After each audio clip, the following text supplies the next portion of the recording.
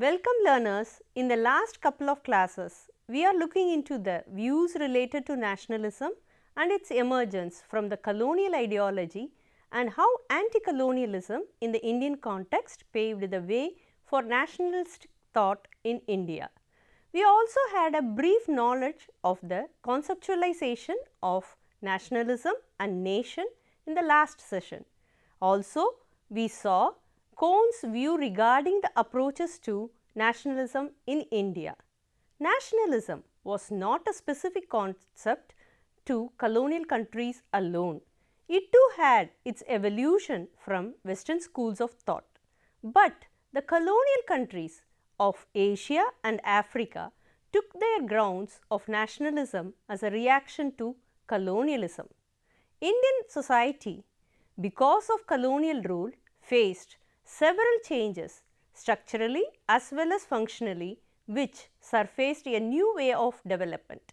The socio-political scenario had changed and the economy also faced a transformation. Various movements too had emerged as a response to British rule.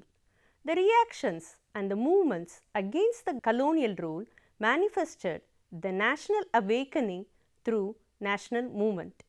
In this module, let us explore A.R. Desai's view on nationalism, and specifically we will be dealing with biographical sketch of A.R. Desai, then briefing his sociological works as well as what was his idea about nationalism in the Indian context, where he discussed about 5 chief phases. First, we can see his biographical sketch. Akshay Ramanlal Desai was born on April 16, 1915 at Nadiad in Gujarat and died in November 12, 1994. In his early years, he was influenced by his father Ramanlal Vasantlal Desai, who was a civil servant in the princely state of Baroda in the year 1920 to 1930s. Ramanlal Desai was also a well-known literary person who wrote novels on the lives of the peasants, which influenced and inspired the youth towards social transformation.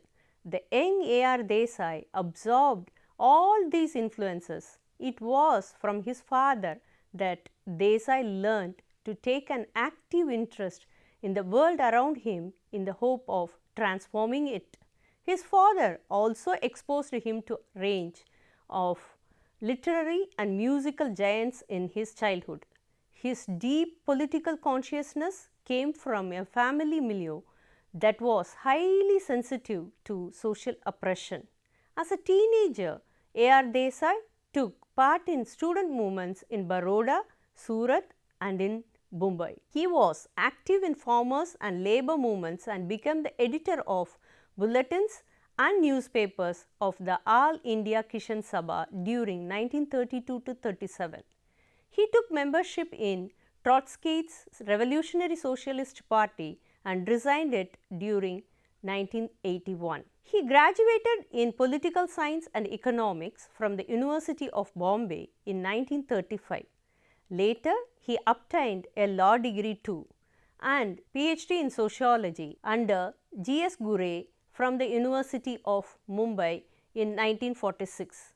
His doctoral thesis was a critical Marxian interpretation of the social origins of Indian nationalism and was published as a book in 1948. This content is what we are going to discuss in the present module. He narrated the history of the rise of Indian nationalism. He explained it as the product of action and interaction of the numerous social forces and factors which evolved in the historical process during the British period. These forces and factors were objective as well as subjective in nature. Desai's studies did not deter him from taking part in political activities too. Meanwhile, he met Neera Desai in 1947 and got married to her. She too was an eminent sociologist doing pioneering work in the field of feminist studies and played a key role in the growth of women's studies in India. He began to teach as a lecturer at Siddharth College in Mumbai in 1946, and in 1951 he joined as the faculty member in the Department of Sociology, University of Bombay, and subsequently became the professor and head of the department in 1969 and retired from the same in 1976. He was president of Indian Sociological Society from 1980 to 81 and Gujarat Sociological Society from 1988 to 90. He authored several English and Gujarati books translated into other languages too. Desai continued to pursue his research and activism throughout his entire teaching career and subsequently led to many publications both in Gujarati as well as in English. He was a committed Marxist since his early college days and remained one till his death in 1994. Now we can see what was his sociological works. A.R. Desai was one who consistently applied the dialectical historical model in his sociological studies. He was better known as a Marxist sociologist in India. He studied Marx and Engels, and the Communist Party of Soviet Union impacted him so much that Desai became a well-known follower of Leon Trotsky in the following years of his life. He was even regarded as one of the pioneers in introducing the modern Marxist approach to empirical investigations involving bibliographical and field research. Desai used Marxist methods in his treatment of Indian social structure and its processes. He is a doctrinaire Marxist. He perceived tradition as a secular phenomenon and rejected its interpretations with religion, rituals and festivities. As a Marxist, he viewed it as nature as economic and it originates and develops in economics. In his opinion, the social transformation process in India was because the expanding link between the capitalistic bourgeois, the rural petty bourgeois and the governmental apparatus, all of which are from similar socio-economic roots, are the primary cause of the contradictions that were emerging. These crushed the aspirations of the rural and the industrial working classes due to their overwhelming force and tactics. The contradiction was not resolved, but it only took new culminative forms and re-emerged in the form of protests and social movements. The social unrest is rooted in the capitalistic path of development followed by India bestowed to it as a legacy of the national movement. Now we can see the major contributions of A.R. Desai. A.R. Desai, a student of Gure, gave a refreshingly new perspective to evaluating change in the Indian society and stood out in this respect with his devoted and sustained endeavors to understand the diverse aspects of Indian social reality. His works include sociological methodology, Indian nationalism, rural sociology, peasant movements, study of transformation of Indian society and study of state and society. Desai also developed the field of political sociology in 1960s as he studied Indian society from Marxian perspective and used history fruitfully. Now we can see his explanation of nationalism in India. In 1948, the publication of Desai's magnum opus titled Social Background of Indian Nationalism made him well known in academic circles, and the study of the Indian national movement, its class character and inherent contradictions was of course a noteworthy and a pioneering contribution to pre-1950 era. In the then existing social climate in India, there was also the waning of British influence over the colonies. This interested Desai in analyzing the development of Indian nationalism, which he considered may be snowballed. In his doctoral work on the social background of Indian nationalism, he made a classical investigation of the genesis of the Indian nationalism from a social perspective by adopting the historical approach. Although it had its critics This book proved to be very popular and went through numerous reprints. Indian nationalism was explained through Marxist analysis that highlighted the economic process and the classifications found in India during British colonialism. He historically elucidated the emotion of nationalism during pre-British India, which did not evolve from the period's economic and cultural climate. For him, the primary economic transformation in India during the British period was the main reason for integrating the Indian people into one single nation that was in factions. The role of other factors that mobilized the Indian nation was modern transport, new education, the press, the rise of new classes, and others were also deliberated by him. As an outcome of the national unification that happened during the independence period and that led to the freedom of India was presented by him in 5 chief phases. Now we can see each phases in detail. While discussing nationalism in India, A.R. Desai gave a detailed and a systematic account of beginning of Indian nationalism in a historical and synthetic manner. It provided an understanding of the transformation in the Indian social structure during the British period, the new social forces and the development which was the precondition to knowing the various nationalist movement. In his book Social Background and Nationalism, he discussed the different phases of Indian nationalism, and according to him, Indian nationalism went through various stages of development. It transformed from one stage to another stage based on the expansion of the social base with reference to its purpose becoming more clearly defined, bolder, diversified in its expressive forms. The changing scenario in both the Indian and international arenas mobilized the national consciousness and vision and set the stage for the national movement. This national realization is embodied in various spheres of national life, social, political and cultural spheres. Desai gave a detailed account of it in his book, but in this model we can see how he explained the 5 phases of nationalism. To start with, the first phase till 1885. According to him, Indian nationalism had a very narrow social base in the first phase. In the first decades of the 19th century, the intellectuals, as a product of modern Western education, studied its democratic and national ideas. They remained the first set of people in India who developed the consciousness and inspiration about nationalism as a result of their modern education provided by the British in the new educational institution established in India. The pioneers for the first phase were Rajaram Mohan Rai and his followers.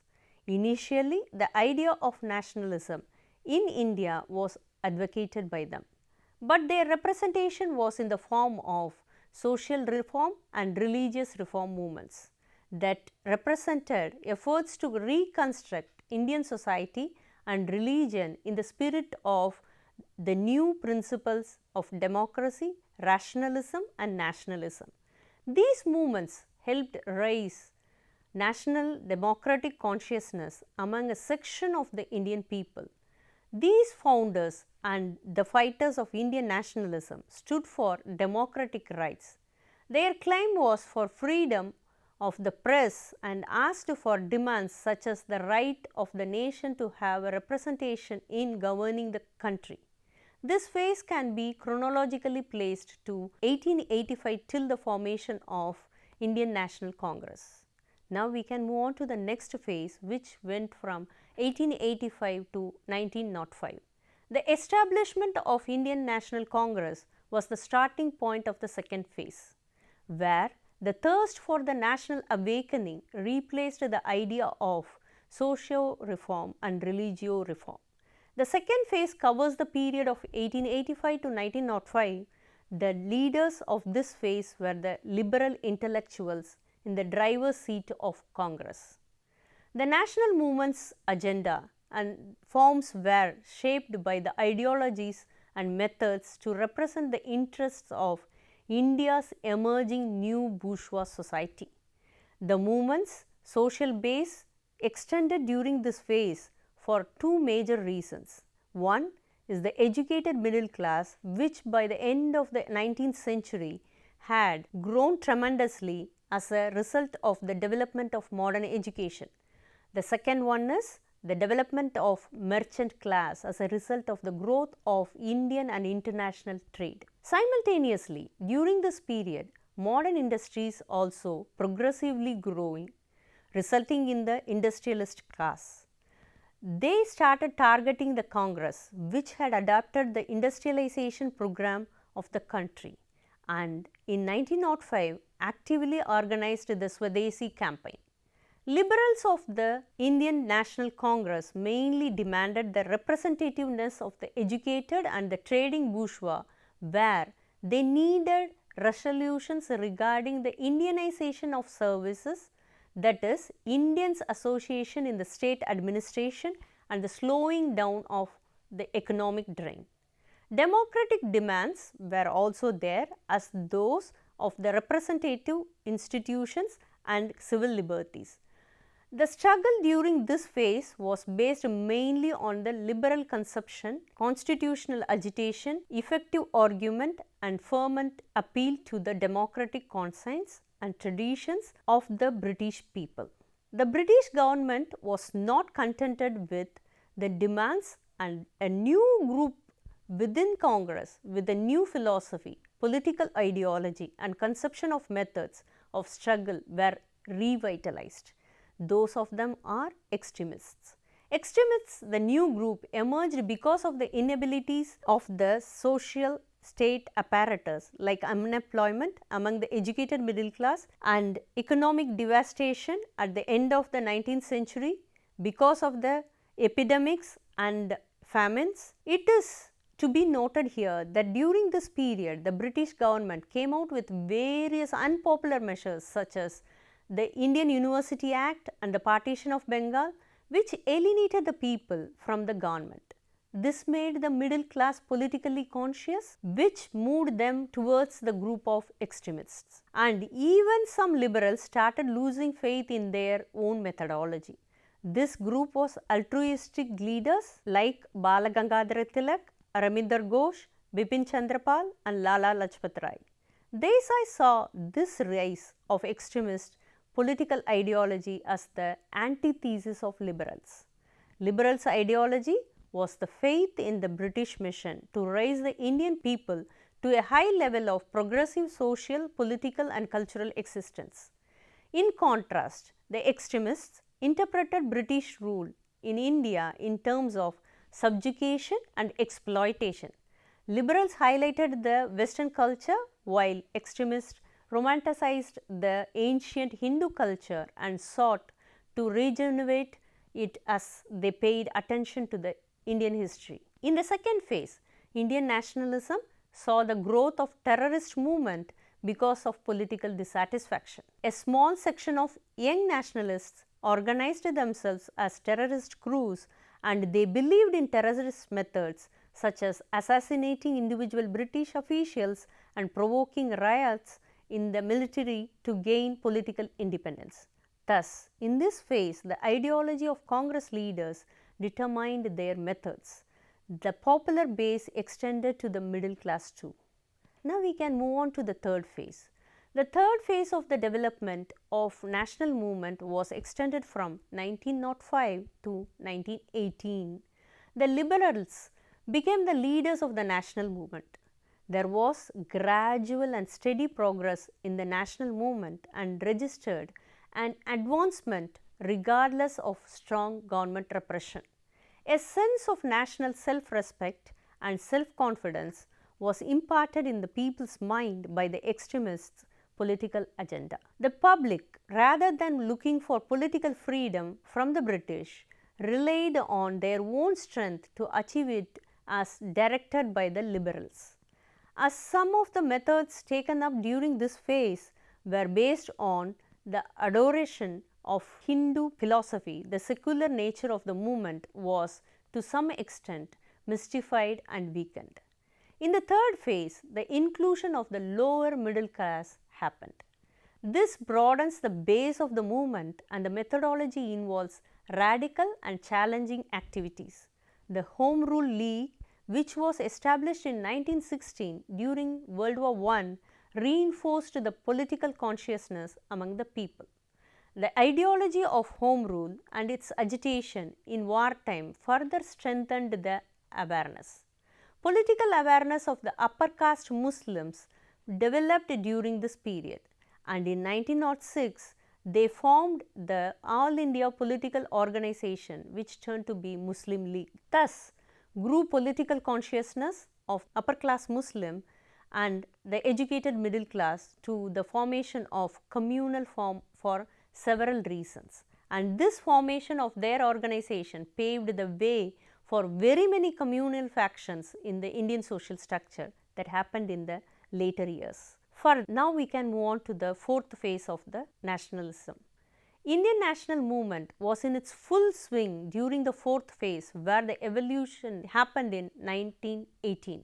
This phase spread out till the civil disobedience movement in 1930 to 34. It is to be noted that only during this period the base of the nationalist movement broadens. So far, the nationalists participated was mainly upper and middle class people, and during this phase it further extended to the sections of Indian population. The factors that created a national awakening among the Indian people were the post-war economic crisis, frustration over government promises, and increased domination by the state had affected the people seriously, which was felt by the peasantry and the working class too. Apart from this, the happenings in the international scenario too added its influence on consciousness rising. The European democratic revolutions and Russian socialistic revolutions deeply impacted the awakening.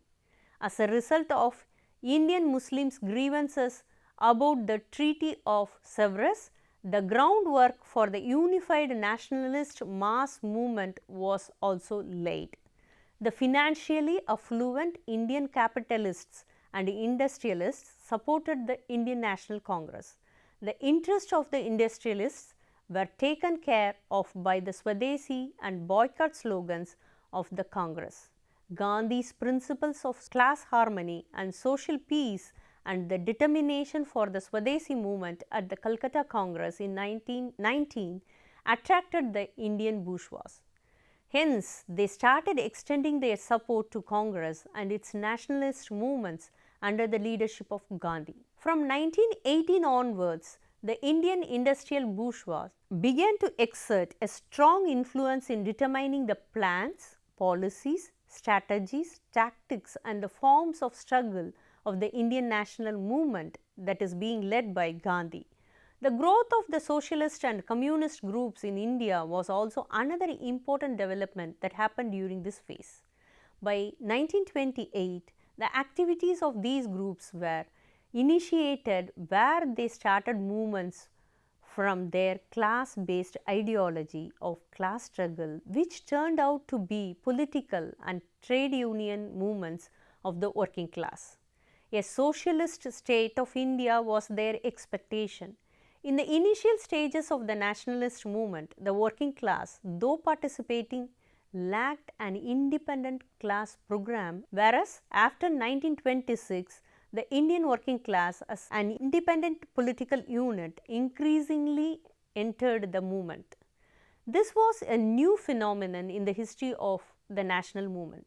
Swaraj, which means independence, became the political objective of Congress during this period. This was accepted, adopted, and propagated by various youth and independence leagues. This period witnessed several communal riots in which the reactionary communal forces organized themselves. The second mass movement in the history of freedom struggle of India happened through the culmination of civil disobedience movement, which happened during 1930 to 34, organized by the Indian National Congress under the leadership of Gandhi. On the whole, in this phase, acquisition of mass basis, the defined political objective of independence, entry and participation of the working class in the nationalist movement with their own political ideology was initiated. Youth and independence leagues' emergence and the participation of peasants were the principal positive happenings during this phase. Whereas Gandhi combined religion and politics, which created confusion in the national consciousness, and the increased role of the capitalists in the Congress and their involvement in the planning and programming and policy making were considered to be the negative impacts during this phase by A.R. Desai. Now we can move on to the last phase that is being explained by A.R. Desai. This phase was during the period of World War II. There were drastic developments in the nationalist movement in this phase, like losing faith in the Congress ideology that was being propagated by Gandhi and the formation of the Congress Socialist Party, which stood for the peasant and the working class. On the other hand, tendencies of moving away from Gandhiism grew, and one such outcome was the formation of Forward Bloc led by Subhash Chandra Bose. There was a gradual and steady growth of depressed section movements. The Muslim League too became more robust with its political and organizational strategy. The Muslim organizations had both nationalist and communal political descriptions as their ideology. The communist parties' growth influenced various sections of the population, particularly the students, workers and Kishans. The rapid growth of the peasant movement was one of the prominent progression during this period. Large section of the peasantry developed national and class consciousness, and they started evolving their own organizations, leadership, programs, slogans and flags. Some followed Congress leadership, while others put forth their demands, including abolishing landlordism and repudiating all debts. The All India Kisan Sabha, an organization of Indian farmers, was formed with the purpose of creating India with a socialist vision. The Kishans organized independent struggles and joined the national movement as an independent unit. The growth of the democratic struggle of the people of Indian states with a program that included demands for the abolition of state monopoly, representative institutions and civil liberties was also a significant development in this phase. This movement in the states was controlled mainly by the merchants of these states. The Indian National Congress supported and aided the struggles of the people of these states. Growing awakening among the nationalities constituting the Indian people based on languages is yet another development during this phase. The nationalities such as Andhra Pradesh, Oriya and Karnataka had awakened to life and felt and expressed the urge to be integrated in distinct regions of political administration based on common language was the impact of new development. Though the growth of Kishan movements, socialist force and the awakened nationalities and further developments were happening in the nationalist movement, it was still dominated and determined by the Indian National Congress with the Gandhian outlook and Gandhi's political philosophy and leadership. This reflected the interest of the upper classes and capitalists, but the new forces of movement, that is the Kishan movements, socialist force and the new nationalities were able to pressurize the Congress. As a result, there were some constitutional measures like the Charter of Fundamental Rights guaranteeing civil liberties and elevatory economic measures to the workers and the peasants were included. For the awakened nationalities, the Congress, being the prime leader of the nationalist movement, recognized their cultural and other aspirations and stood for cultural autonomy and linguistic provinces. The freedom struggle in India was increasingly sharpening and various sections of population and classes were involved. The participation of political groups of different ideologies with different economic, cultural and linguistic backgrounds and from various occupations gathered greater momentum in terms of political consciousness, and their strength supported them in influencing the program and the policies of the Congress. This helped in creating a check and balance for capitalist class. For A.R. Desai, the nationalist movement, though it had some impact because of new forces, it did not weaken the overall movement. During World War II, the role of Indian capitalist class was remarkably important for social and economic strength and possessed the experience and consummate political and strategic talent that the awakened lower layers of Indian society lacked. They were culturally backward, and organizational efficiency and political consciousness were relatively absent. Their experience was shorter, and their small political stature pulled them behind their bourgeois counterparts. This created a scenario where the capitalist class dominated the Indian nationalist movement and the movement subserved their interests. Thus, as Desai believed, the next phase of development in the Indian national movement was constitutionalism, sharpened communism, accentuated inter-provincial rivalries and opposition to increased distortion of growing mass struggles by the leaders of the vested interests are likely to be the principal characteristics of the next phase of Indian development. To sum up, dear learners, in this module we have seen A.R. Desai's perspective regarding Indian nationalism from his 5 phases of Indian nationalism, taken from his doctoral and later published work Social Background of Indian Nationalism. His explanation was based on the Marxist historical approach.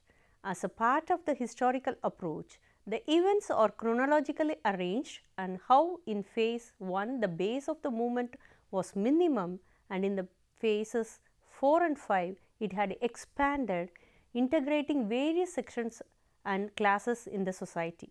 Further, the controversies and the contradictions emerged in the 3rd, 4th and the 5th phases as Kisan movements, minority Muslims, youth and independence leagues and awakened nationalities were all seen as dialectical ambience by Desai. Like Marx, he too visioned a constitution with sharpened communism. So far, in this week's modules, we have seen how in the second half of the 19th century, India witnessed the development of national consciousness and growth of the organized national movement. Modern Indian nationalism emerged to face the challenge of British domination. The conditions of British rule led to the growth of nationalism among the Indian people. Material assets and the direct and indirect consequences of British rule provided the moral and intellectual conditions for the development of national movement in India. The national movement was able to inform people about the exploitation of British rule. This led to organized agitations and subsequently led to the Indian independence movement for freedom. Thank you, students.